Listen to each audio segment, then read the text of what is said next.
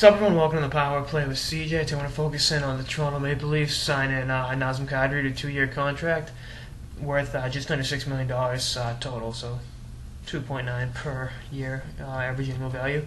I think it's a good deal for the Leafs side. I think Kadri should have got maybe 3 or 4 years. It's definitely a bridge thing. This is really the first time he showed what he could be. He's obviously a top 10 pick back in the 2009 draft, and I loved him with Kitchener and with London, but he needed to kind of round into form, and he did just that this year with 44 points in 48 games with the Leafs. Now, is this a sign of things to come? I think it could be. I think he could have 70 points next year. I think he's that type of player.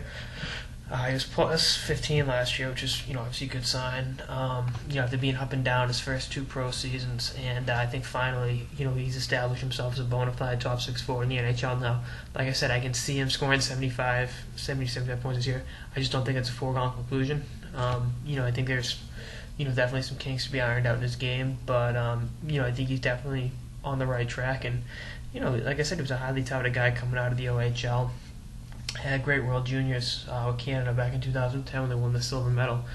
And just an all-around great player, and I'm glad to see this deal done for his sake, so he can be in camp on time, which I think will definitely help him. I know there have been some issues in the past regarding his physical fitness, and I don't think that'll be an issue if he's, like I said, in camp on time, taking care of the little things and set himself up for a big payday down the line.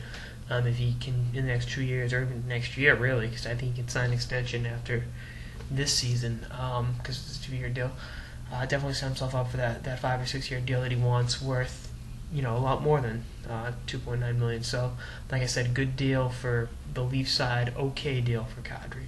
And but the ball, in fairness to him, the ball's in his court. He's got to take care of business, and if he continues the upward trajectory that he's been on, he will do just that. And this will be plus the uncertainty of Castle's contract. They still got to sign Cody Franz in. They got Mason Raymond in there in a tryout agreement.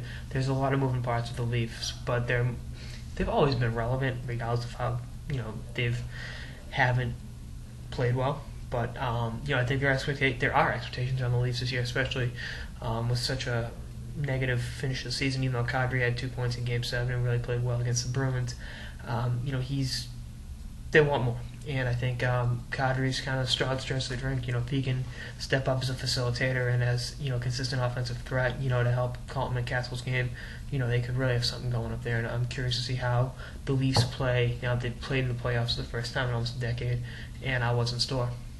Anyway, that's all this episode of the Power Play with CJ on the Toronto Maple Leafs signing Nazem Kadri to a 2-year deal.